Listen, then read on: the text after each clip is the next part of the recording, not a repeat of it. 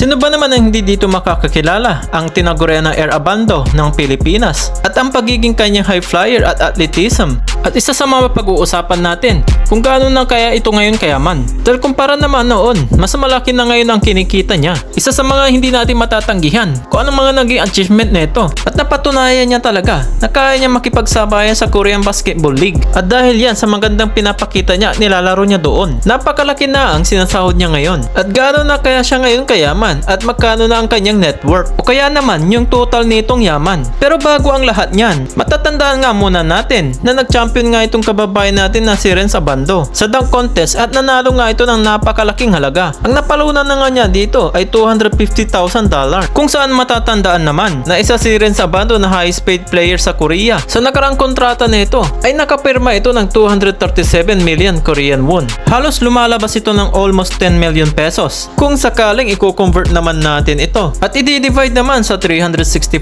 days. Kumbaga nga sa isang araw nito ay kumikita ito ng mahigit 27,000 pesos. Pero hindi lang yan. At isa nga dito ang pagiging kampiyon nila sa ASL. At tila nga naging malaki ang bonus champion nila dito na nagkakahalaga ito ng tig 5 million US dollar. At nabigyan din sila dito ng financial bonus. At si Renz Abando nga ang pinaka-highest import Filipino dito sa KBL. Bakit naman hindi mga idol? Nag-a-average nga ito ng 17 points, 7 rebounds, 5 assists and 2 blocks. Ayon nga sa kanyang coach na si Kim San-chik, nakatadhana siyang manatili ng matagal dito sa anyang KGC dahil napakabata pa nga neto sa kanyang edad na 26 years old. Pero itinanggihan nga niya ang maliit na offer para sa kanyang extension at may mga speculation na may malaking offer sa kanya at inaasahan nga ngayong taon na magkakaroon siya ng debut game sa Japan B-League. Pero ayon sa kanilang kampo, may malaking offer na nga. As of now, wini-weigh-in pa rin nila ang mga offer na yon at may mga hinihintay pa. Ay panigurado mapapakinabangan ito sa Japan sa kanyang pagiging athleticism at may galaw nga itong both offense and defense. For sure mga idol, tiba-tiba na naman ang kanyang mga viewership sa kanyang malaking impact sa liga. Pero pagdating sa PBA ay nag-skip nga itong taon sa draft. Pero bago nga niya ito maabot ang mga ganitong achievement na yan, ay malayo nga ang narating nito pagdating sa Korea. Dahil nga, dati nga silang laki sa hirap sa buhay. Halos isang kahit isang tuka nga itong kababayan nating si Renz Abando. At nagsimula nga itong maglaro sa UST Growing Tigers. At umabot sila sa final sa UAAP Season 82 taong 2019.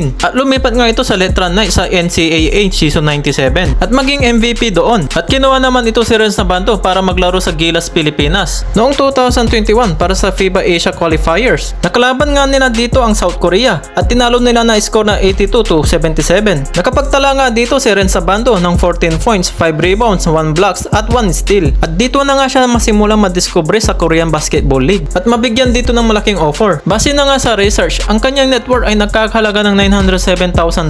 Sa madaling salita, umaabot ito ng 52 million pesos. Ituloy natin ang usapan sa comment section. Salamat na din sa like, pag-share ng video na ito at wag din makakalimutan mag-subscribe.